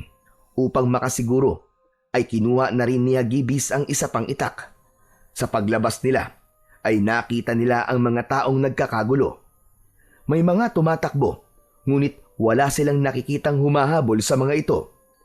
Isang babaeng takot na takot ang hinarang ni Lolo Paking upang tanungin kung ano ang nangyayari. Ayon sa babae, ay merong tila taong putik na pumasok sa bahay nito at inatake ito at ang asawa nito. Nalaman nila na pinatay ng mga taong putik na yon ang asawa ng babae. Luminga sina Hagibis sa paligid at nakiramdam. Wala silang nakitang kakaiba. Naglakad sila hanggang sa makarating sila sa maputik na bahagi ng baryo. Nang tumapak sila sa putik, ay laking gulat nila nang may humawak at humila sa kanilang mga paa. Natumba ang maglolo at napaupo sila. Mula sa putik ay lumitaw ang dalawang nilalang na may nakakatakot na itsura na balot ng putik. Hindi nila yon napansin dahil humalo ang mga yon sa putik na nasa daan. Namumula ang mga mata ng dalawang nilalang. May matutulis na mga ngipin at mga kuko. Malaki ang bibig ng mga yon na parabang kayang-kayang lunukin ng mga yon ang isang buong bata. Hagibis! Mga aswang ang mga yan! Saan galing ang mga nilalang na yan, Lolo? Hindi ko rin alam. Pero huwag kang matatakot, Hagibis. Kailangan natin silang paslangin. Mabilis ang kilos ng mga aswang. Agad na sumugod ang una at sinugod si Hagibis. Inundayan niya ito ng saksak sa tagiliran at napaatras ang aswang. Galit na galit itong umangil. Sinugod ni Hagibis ang aswang at bago pa ito makaiwas ay isang malalim na hiwa sa leeg ang ibinigay niya rito. Halos humiwalay ang ulo ng aswang sa katawan nito at walang buhay itong bumagsak sa lupa. Ang isa pang aswang ay umatake mula sa kanan. Naagapan ito ni Lolo Paking at sumalubong ang itak dito. Tumama iyon sa braso ng halimaw. Napaurong ito, ngunit bumelo lang pala yun upang sunggaban si Lolo Paking. Bumaon ang matatalim na kuko ng aswang sa dibdib ng matanda. Napasigaw si Lolo Paking at napaluhod nang dahil sa labis na sakit. Napasigaw si Hagibis at mabilis na tumakbo na parang isang bagyong dumadaluhong. Inundayan niya ng sunod-sunod na suntok at taga ang aswang at sa isang mabilis na galaw, sinaksak ni Hagibis ang puso ng aswang gamit ang matalim na dulo ng itak. Napaatras ang halimaw at nanlaki ang mga mata nito. Kasunod nun ay bumulagta ito sa lupa. Umikot ang tingin nila sa paligid nang hilakbot si Hagibis nang makita niya ang napakaraming aswang na balot sa putik na inaatake ang mga tao. Lolo, ako na pong bahala rito. Bumalik na po kayo sa bahay. Hindi maaari. Kailangan kong ipagtanggol ang mga tao. Pero may sugat po kayo, Lo. Nasasayang ang oras natin sa pag-uusap na ito. Sige na! Biglang tumakbo si Lolo Paking papunta sa isang aswang na nilalapa ang isang lalaki. Tinagayon ni Lolo Paking sa batok, habang si Hagibis naman ay tinulungan ang mag-ina na muntik ng sunggaban ng isang aswang. Sa dami ng mga aswang na naroon ay hindi na alam ni Hagibis at Lolo Paking kung sino ang unang tutulungan. Hanggang sa isang napakalakas na pag-angil mula sa kung saan ang umalingaw-ngaw. Mula sa madilim na bahagi ng baryo ay lumabas si Aling Celia na may malaking ngiti sa labi. Huminto ang mga aswang na balot sa putik sa pag-atake at nagtipon-tipon ang mga yon sa likod ni Aling Celia. Tumayo sina Hagibis at Lolo Paking, ilang metro lamang ang layo mula kay Aling Celia at sa mga aswang. Celia! Anong ibig sabihin ito? Huwag mong sabihin na ikaw ang may pakana ng pag-atake ng mga aswang dito sa baryo. Sino pa nga ba? Kundi ako. Nakatutuwang makita ang napakaraming bangkay At naaawa ko sa inyong dalawa dahil kayo lang ang may lakas ng loob na lumaban para sa lahat. Kung ganon, mga aswang pala ang tribo nyo. Ang tagal nyo kaming niloko. Nagkakamali ka, Hagibis. Hindi kami natural na mga aswang. Nang umalis kami sa baryong ito, ay ibinenta namin ang aming kaluluwa sa Diablo kung si Lumawig ang tumutulong sa inyo. Sa amin naman ay ang hari ng kadiliman. Ginawa niya kaming mga aswang na may kakayahang magtago sa putik. Ito na ang sinasabi kong kamatayan. Kamatayan, Hagibis. At walang magagawa ang mutya mo na ang tanging kaya gawin ay magpaulan. Tama na! Tama na, Celia! Isipin mo na minsan mong minahal ang baryong ito. Huwag mo itong gawin sa amin! Ngunit hindi ako minahal ng mga tao sa lugar na ito, Pakig. Kaya uubusin ko kayong lahat hanggang mapunta sa amin. Ang dapat ay sa amin. Sa'yo na ang baryong ito kung gusto mo. Aalis na lamang kami. Huwag mo lang patayin ang mga taong nandito. Nakikiusap ako sa'yo, Celia. Hindi ko tatanggapin ang alok mo, Pakeng. Buo na ang desisyon ko. Babawiin ko ang baryong ito sa madugo at marahas na paraan. Lahat kayo na narito ay mababatay. Isang malakas na tawa ang pinakawalan ni Aling Celia bago mabilis na tumakbo palayo ang mga aswang. Nang maiwan doon si Aling Celia ay nagbago ang anyo nito. Gaya ng mga alagad nito ay naging aswang din ito na balot ng putik. Masangsang ang amoy nito na maihahalin tulad sa imbornal. Mabilis din itong nawala sa paningin ng lahat. Nang makasiguro sila na wala na sina Aling Celia ay inasikaso na ni Hagibis at Lolo Paking ang mga sugatan. Labis na nanlumo si Hagibis nang makita niya na may ilang pinatay ang mga aswang. Nadurog ang puso niya sa palahaw ng mga pamilyang namatayan. Habang ginagamot nila ang mga sugatan, ay hindi napigilan ni Hagibis na kausapin si Lolo Paking. Lo, ano na po ang gagawin natin ngayon? Panigurado po, babalik si Aling Celia dito at ang mga aswang. Sa ngayon, ay wala pa akong magandang plano, Apo. Maging ako ay nabigla din sa nangyari. Hindi ko akalain na hahantong si Celia sa puntong ibibenta niya ang kanyang kaluluwa at ang buong tribo niya sa Diablo nang dahil lang sa galit. Ganyan din po ang nararamdaman ko. Hindi na siya ang dating Aling Celia na kilala natin. Noon naman, kahit seryoso siya, ay nakikita ko mabuti siyang tao. Wala na. Wala na, Apo. Nilamon na siya ng kasakiman at puot. Nakakalungkot lang na ang problema na maaari sanang marisolba sa maayos na pag-uusap ay mauuwi sa ganito. Ipinagpatuloy ni Hagibis ang pagtulong sa mga panggagamot sa mga sugatan. Pinigilan niya ang kanyang luha dahil ayaw niyang isipin ng mga tao na mahina siya. Mabigat sa dibdib niya ang nangyari, lalo na't alam niya na isa siya sa inaasahan ng mga tao na poprotekta sa mga ito. Pakiramdam niya ay binigo niya ang kanilang baryo dahil sa meron pa ring namatay sa nangyaring pagsalakay ng mga aswang. Kinaumagahan, sa gitna ng malawak na lupa sa dulo ng baryo ay nakahilera ang mga bangkay na balot ng kumot. Ang ilan ay hindi na makilala sa tindi ng pinsalang natamo mula sa mga aswang. Sama-samang nagtipon ang mga natitirang taga-baryo upang ilibing ang mga namatay. Isang malaking hukay ang kanilang ginawa. Doon ay maingat nilang inilagay ang mga bangkay at tinabunan ng lupa. Nag-alay sila ng panalangin pagkatapos. Matapos ang unang pag-atake ng mga aswang, ay nabahira na ng takot ang bawat sulok ng baryo. Hindi na lumalabas ang mga tao pagsapit ng dilim, at ang dating masiglang liwasan ay naging tahimik na parang isang sementeryo. Marami ang hindi makatulog sa gabi at patuloy na nagbabantay.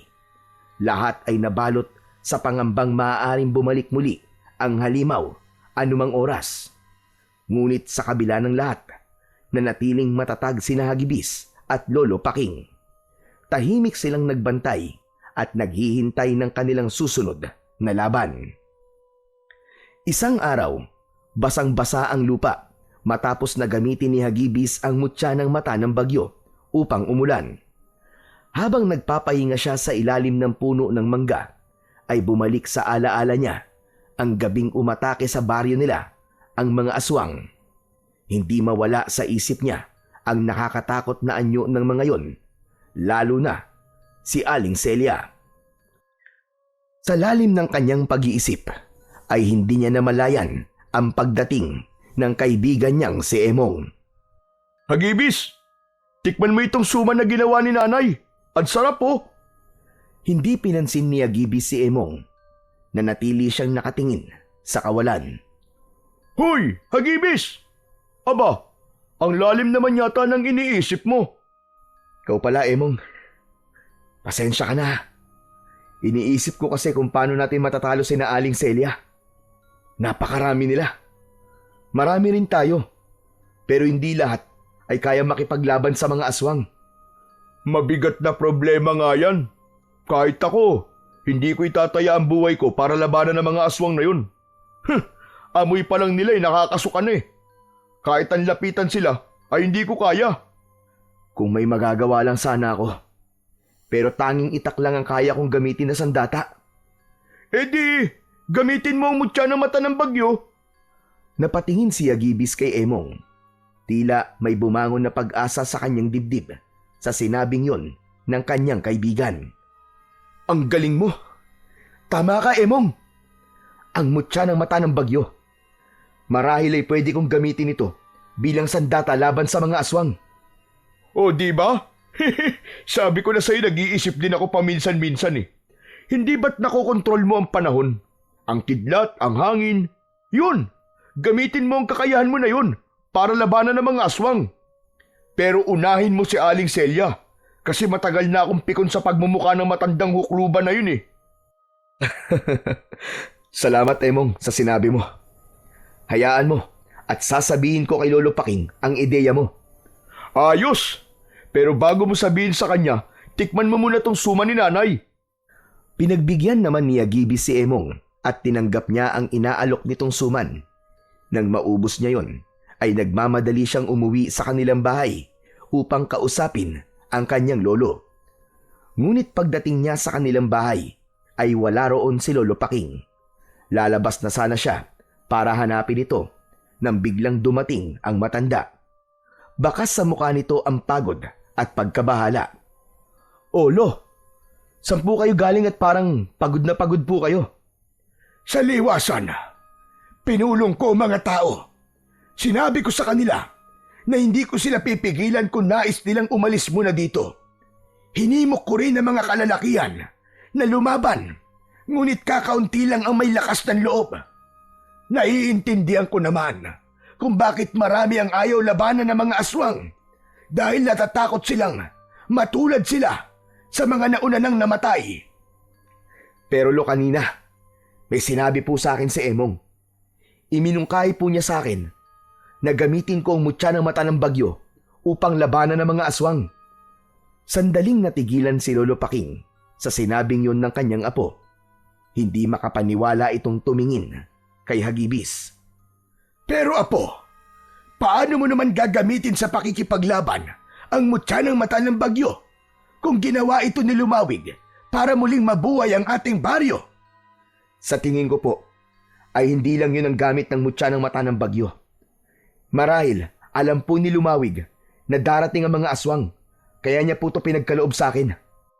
At bilang tagapangalaga po nito, responsibilidad ko pong protekta ng baryo natin sa lahat ng unos at sa mga halimaw na magdadala ng gulot kamatayan dito. Sasanayin ko po ang sarili ko sa paggamit ng kapangyarihan ng mutya ng mata ng bagyo sa pakikipaglaban. Hindi ko alam kung epektibo nga ba ang ideyang yan ni Emong. Pero apo, sige, pinapayagan kitang gawin yan. At sana ay magtagumpay ka.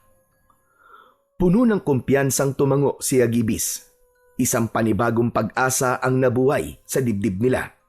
At walang ibang dasal si Agibis, kundi ang magtagumpay sila sa laban nila sa mga kampon ng kadiliman. Pagsapit ng hapon, habang ang araw ay dahan-dahan ng lumulubog, ay naglakad si Agibis patungo sa pusod ng gubat. Nakasabit sa leeg niya ang mutya ng mata ng bagyo. Nang makakita siya ng malawak na bakanting lupa sa gubat, ay huminto siya roon. Huminga siya ng malalim at itinuon niya ang lahat ng kanyang enerhiya sa mutya. Una niyang sinubukang kontrolin ang hangin. Inunat niya ang mga kamay at marahang pumikit. Ilang saglit pa ay naramdaman niyang lumakas ang ihip ng hangin sa paligid niya. Sa isang iglap ay pinakawalan niya ito sa isang direksyon at nabuwal ang ilang mga puno na naroon. Sunod niyang sinubukan tawagin ng kidlat. Itinutok niya ang kamay niya sa langit at may biglang liwanag na dumaan sa kalangitan na sinundan ng pag-ugong ng kulog. Tumama ang kidlat sa malaking bato at halos mahati yun sa gitna. Diniskubre pa ni Agibis ang iba pang kayang gawin ng mutya ng mata ng bagyo. Nagawa niyang gumawa ng ipo-ipo at nakontrol niya ang direksyon kung saan yun pupunta. Makalipas ang ilang sandali, ay nakaramdam ng pagod si Agibis. Naupo siya sandali sa ilalim ng isang mayabong na puno. Habol niya ang paghinga, ngunit may ngiti sa kanyang labi. Sa kabila ng pagod, ay damang-dama niya ang lakas na bumabalot sa kanyang katawan. Nagulat si Agibis nang makarinig siya ng yabag sa kanyang kaliwa. Naging alerto siya at itinutok niya roon ang kanyang kamay. Isang ipo-ipo ang kanyang nilikha at hinigop nun ang taong naroon. Pataas ng pataas ang tao sa gitna ng ipo-ipo. Nanlaki bigla ang mga mata ni Agibis nang malaman niya na si Emong pala ang hinigop ng kanyang ipo-ipo. Hoy! Ibaba mo ako, Agibis! Ano ka ba? Kaibigan mo ako! Ibaba mo ako rito, nahihilo na ako! Mabilis na kinontrol ni Agibis ang ipo-ipo hanggang sa tuluyan na yung naglaho. Bumagsak si Emong sa lupa na una ang pang-upo. Aray!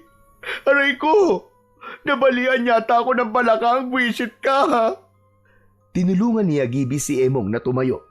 Inilahad niya ang isa niyang kamay. Nang tanggapin yun ni Emong, ay sa kanya ito hinila patayo. Pasensya ka na, Emong ha? Akala ko kasi aswang ka eh. Grabe ka naman sa akin. Itong gwapo kong to, pagkakamalan mo akong aswang. Saka, maaga pa no, para magpakita ang mga pangit na yun. Pasensya ka na talaga. Ikaw naman kasi. Ano ba kasing ginagawa mo rito? Ano pa nga ba, di sinundan kita.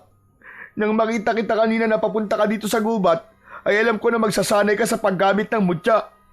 At nakita ko lahat ng ginawa mo, Agibis. Ang astig! Lalo na yung pinakidlat mo, tas tinamaan yung bato, tas nahati. Wow na wow talaga! Tama ka nga. Magagamit ko nga ang mutya para labanan ng mga aswang. At ideya mo yun, Emong. Salamat ha. Walang anuman. Siyempre, kahit hindi ako lalaban ng pisikal sa mga aswang, ay dapat may ambag pa rin ako, no? Pero, pwede bang gumawa ka ulit ng ipo-ipo? Gusto ko lang makita ng malapitan. Wag na. Pagod na ako eh. Umuwi na tayo. Sige na. Isa lang naman eh. Uuwi na tayo, Emong. Malapit ng dumili mo. Ang damot-damot naman ito. Naiiling na napatawa si Agibis. Nagpatiuna na siya sa paglalakad palabas ng gubat. Habang si Emong naman ay pinipilit pa rin siyang gumawa ng ipo-ipo. Ngunit hindi niya ito pinagbigyan. Simula noon ay naging mas alerto na si Agibis tuwing sasapit ang gabi. Minsan ay mag-isa siyang lumalabas upang magronda sa buong baryo. Sinisiguro niya na ligtas ang lahat at walang aswang sa paligid na nag-aabang ng pagkakataon para umatake. Sa tuwing nagroronda siya ay palaging madaling araw na siya nakakauwi. Kung minsan pa nga ay inuumaga na. Gaya na lang sa araw na yon, halos pasikat na ang araw nang makauwi si Agibis galing sa pag-iikot sa buong baryo. Nakita niya si Lolo Paking na naghahanda ng almusal sa kanilang maliit na kusina. Magandang umaga po. Inumaga ka na naman ah. Aba, matulog ka rin at baka magkasakit ka niyan. Matuto ka rin magpahinga, Apo. Hindi ko po kaya magpahinga, Lo. Hindi ko po kayang makatulog ng mahimbing sa gabi. Hanggat alam ko po na maaaring bigla na lang umatake sina Aling Celia rito. Gusto ko po makasiguro na kapag umatake sila, ay ako ang unang haharap sa kanila para wala nang ibang tao ang masaktan at mamatay. Talagang ipinagmamalaki kita, Apo. Napakalaki ng pagmamahal mo sa baryong ito. Sigurado ko na nakangiti sa iyo si Lumawig dahil hindi siya nagkamali na ibinigay sa iyo ang mutya ng mata ng bagyo. Iyo, kumusta pala ang pagsasanay mo? Maayos naman po, Lo. Marami po ako nadidiskubreng bagay na kaya palang gawin ng mutya ng mata ng bagyo. Sa tingin ko po ay malaki ang posibilidad na mananalo po tayo sa laban. Masaya akong marinig yan sa iyo, Apo. Pero saka na natin pag-usapan yan. Mag-almusal na muna tayo at baka lumamig na itong kape. Naupo na si Agibis at magana siyang kumain. Bagamat sinasabi niya na kaya niya ang magiging laban nila sa mga aswang at kay Aling Celia, ay may takot pa rin siyang nararamdaman. Hindi lang niya yon ipinapakita dahil gusto niyang bigyan ng pag-asa ang lahat na malalagpasan nila ang napakalaking problema na kanilang kinakaharap ng sandaling yon. Nagpatuloy si Agibis sa kanyang pagsasanay, ngunit kahit abala siya sa bagay na yon, ay hindi niya kailanman kinalimutan ang isa pa niyang tungkulin sa baryo. Tuwing umaga ay pinupuntahan niya ang mga sakahan kung saan abala na ang mga magsasaka sa pagtatanim. Kapag nakita niyang natutuyo ang lupa, ay pinapaulan niya ng bagya upang hindi mahirapan ang mga magsasaka sa pagtatanim. Ang mga magsasaka ay hindi na nag-aalala sa tagtuyot. Kung minsan pa nga ay pinapadaloy ni Agibis ang malamig na simoy ng hangin upang bigyan ng ginhawa ang mga pagod na katawan ng mga nagtatrabaho. Alam niyang ang kapangyarihang ipinagkaloob sa kanya ay hindi lamang para sa digmaan, kundi higit sa lahat para sa ikabubuti ng kanyang mga kababaryo. Sa bawat patak ng ulan at ihip ng hangin, nararamdaman niya ang mas malalim na koneksyon sa mga tao, sa lupa at sa kapangyarihang mula sa langit na ngayon ay bahagi na ng kanyang pagkatao. Isang gabi, matapos ang hapunan, ay lumabas sina Agibis at Lolo Paking. Nagtungo sila sa likod ng bahay at humarap sa dambana na ginawa nila kapag nais nilang magdasal kay Lumawig. Kakaiba ang kabang nararamdaman ni Agibis ng gabing yon. Kaya inaya niya ang kanyang lolo na makipag-usap sa bathala ng kalikasan. Sa gitna ng katahimikan, ibinuka ni Agibis ang kanyang mga kamay at nagsimula siyang magdasal. Mahal na bathalang Lumawig, maraming salamat po sa pagpapalang ipinagkaloob mo sa aming baryo. Sa ulan, sa tubig, at sa panibagong pag-asa na muling bumangon mula sa pinsalang idinulot ng tagtuyot. Ngunit batid ko po na hindi pa tapos ang aming laban. Alam ko pong may mas malalakas pang panganib na darating. Ang mga aswang na hindi pa tuluyang nauubos at ang takot sa kanilang pagbabalik ay unti-unting bumabalot muli sa aming mga puso. Kaya po mahal na bathalang Lumawig, hinihiling ko po sa inyo na patatagin niyo po ang aking loob. At ang bawat isa sa amin, gabayan niyo po ako sa paggamit ng mutya ng mata ng bagyo. Patawarin niyo po ako kung minsan ay napanghihinaan po ako ng loob. At ngayong gabi, itinataas ko po ang lahat ng ito sa inyong pangalan at sa ating lumikha. Pagkatapos magdasal, ay ibinaba ni Agibis ang kanyang mga kamay. Napatingin siya sa kanyang lolo nang tapikin nito ang kanyang likod. Ngunit nang pabalik na sila sa loob ng kanilang kubo, ay tila may ibinulong ang hangin kay Hagibis. Luminga siya sa paligid na parang may hinahanap, ngunit hindi niya matukoy kung ano. Bakit, Apo? May problema ba? Lo, sa tingin ko po ay narito na ang mga aswang. Tumango si Lolo Paking.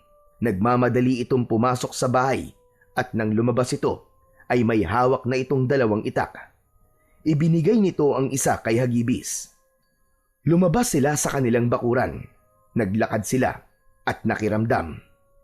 Sigurado ka ba, Apo, na nandito na sila? Opo, Lo. Ibinulong po sa akin ang hangin. Nasa paligid lang po ang mga aswang. Ngunit nasaan sila? Kahit bakas o anino nila ay hindi ko makita. Huminto si Hagibis sa paglalakad. Lumuhod siya at inilapat niya ang isang kamay sa lupa hanggang sa naalala niya na nagtatago nga pala sa putik ang mga aswang. Maya-maya pa ay tumayo siya. Alam ko na, Lo, kung paano natin sila makikita. Mahigpit na hinawakan ni Hagibis ang mutya ng mata ng bagyo. Sa isang iglap ay bumuhos ang napakalakas na ulan. Mabilis na nabasa ang lupa at mula roon ay lumitaw ang mga aswang na nagtatago sa putik. Nahugasan ng ulan ang katawan ng mga ito, kaya wala ng paraan ang mga aswang upang magtago pa sa kanila. Nang tuluyan ng malantad ang mga aswang, ay tumayo ang mga yon. Pinahinto na ni Hagibis ang ulan at inihanda niya na ang kanyang sarili sa pakikipaglaban. Sabay-sabay na umatake ang mga aswang. Napangisi si Hagibis. Itinaas niya ang 2 niyang kamay at mula sa kalangitan ay bumagsak ang sunod-sunod na kidlat. Lahat ng aswang na tinamaan ng kidlat ay bumagsak at nangisay. Isang aswang ang sumugod kay Hagibis mula sa gilid, ngunit isang buhawi ang bumalot sa kanyang katawan na siyang nagtaboy sa aswang. Tumalsik ito at nagpagulong-gulong sa lupa. Nagsimula na ring lumaban si Lolo Paking gamit ang kanyang matalas na itak. Sa bawat saksak at pagharibas sa mga nilalang ng itak niya ay may 1 o 2 aswang ang bumabagsak. Umatake ang isang aswang kay Lolo Paking at bumaon sa braso ng matanda ang matutulis nitong mga kuko. Umatras ang matanda at sinaksak sa tiyan ng aswang na sinundan nito ng taga sa leeg. Lo, nasugatan ka! Ako na po ang bahala dito! Kaya ko pa, Apo! Huwag mo akong intindihin! Napalingon ng 2 nang makarinig sila ng matinis na pagtawa na tila nagmumula sa ilalim ng lupa. Mula sa putikang bahagi ng daan ay unti-unting bumangon si Aling Celia na nasa anyong aswang. Nang ganap na itong nakatayo, ay matalim ang mga matang tumingin ito kay Hagibis. Sa tingin mo ba ay mananalo kayo dahil sa mutyang yan? Nagkakamali ka, Hagibis. Walang kahit anong mutya ang magpapabagsak sa tribong Dumalda. Wala kayong laban ng lolo mo sa akin. Huwag kang pakasiguro, Aling Celia. Nasa likod namin si Lumawig. Kaya kung inaakala mo natatakot kami sa'yo, ay nagkakamali ka. Samantala, abala si Lolo Paking sa pakikipaglaban sa natitirang mga aswang. Kita pa rin sa matanda ang husay at bilis nito pagdating sa pakikipaglaban. Nang sumugod naman si Aling Celia kay Hagibis, ay agad na nagpakawala si Hagibis ng kidlat. Pinuntirya ng mga kidlat si Aling Celia. Ngunit sa dami ng kidlat na bumagsak, ay wala kahit isa ang tumama sa matandang babae. Matagumpay nitong nalapitan si Hagibis at kinalmot siya nito sa dibdib. Hinawakan ng aswang ang balikat niya at buong puwersa siyang inihagis. Napaigik si Hagibis nang tumama ang likod niya sa lupa. Ganun pa man, ay mabilis siyang tumayo at hinarap si Aling Celia. Yan ba ang pinagmamalaki mong kapangyarihan? Walang laban na mga kidlat mo sa bilis ka! Muling ginamit ni Hagibis ang kapangyarihan ng mutya ng mata ng bagyo. Naipon ng hangin sa harapan niya at isang malaking buhawi ang kanyang nilikha. Mabilis niyang pinalakad ang buhawi papunta kay Aling Celia. Ngunit sa isang kisap mata ay nawala ang matanda sa kinatatayuan nito. Agad na tinunaw ni Agibis ang buhawi bago pa yun mapunta sa mga kabahayan. Nagulat na lang si Agibis nang biglang sumulpot si Aling Celia sa kanyang likuran. Sumampa ito sa likod niya at kinagat siya sa balikat. Mabilis na tumalon si Aling Celia papunta sa harapan ni Agibis at malakas itong tumawa. Wala kang laban sa akin. Hindi mo kayang gamitin ang tama ang mutya ng mata ng bagyo. Bakit hindi mo na lang sa akin ibigay yan upang magamit ko ang rurok ng kapangyarihan yan? Hindi! Hindi ako papayag na mapunta sa kagaya mo ang mutyang pinagkaloob sa akin ni Lumawig! Kung ganon, ay papatayin na lamang kita at saka ko kukunin ang mutya sa iyo. Matapos yun, ay mabilis na sumugod si Aling Celia kay Hagibis. Muli siya nitong hinawakan sa magkabilaan niyang braso at ibinalibag sa malayo. Sa pagkakataon na yon, ay hindi naging maganda ang pagkakabagsak sa lupa ni Hagibis.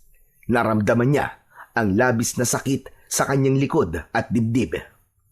Habang tumatayo si Hagibis, ay naramdaman niya ang paggapang ng kakaibang init sa loob ng kanyang katawan.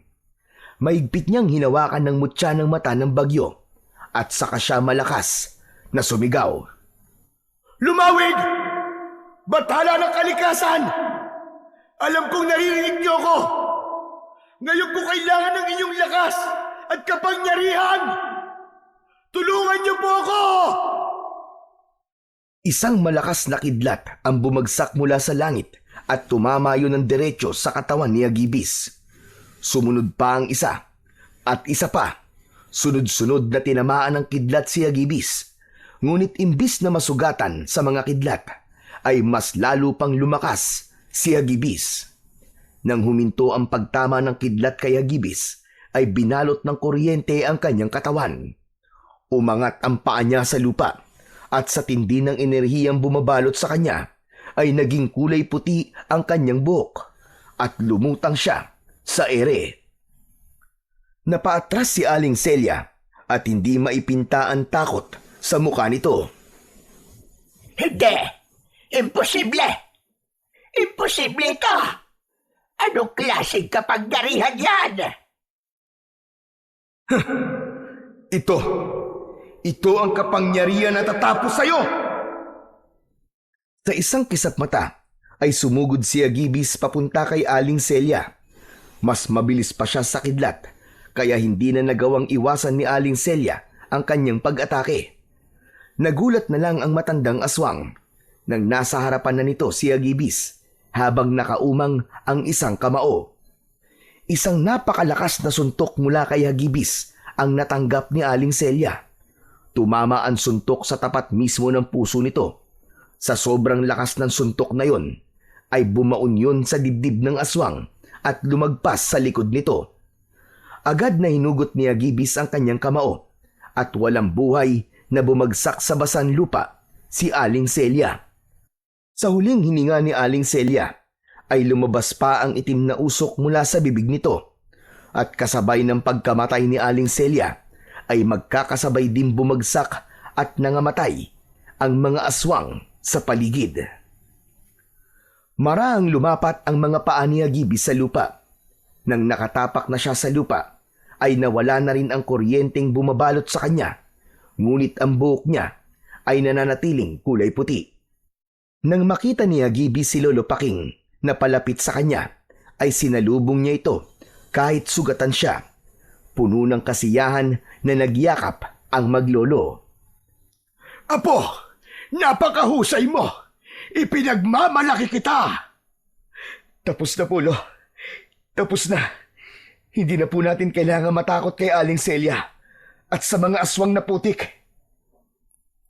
Mula sa mga bahay ay lumabas ang mga tao at nakiisa ang mga ito sa kasiyahan ni Hagibis at Lolo Paking.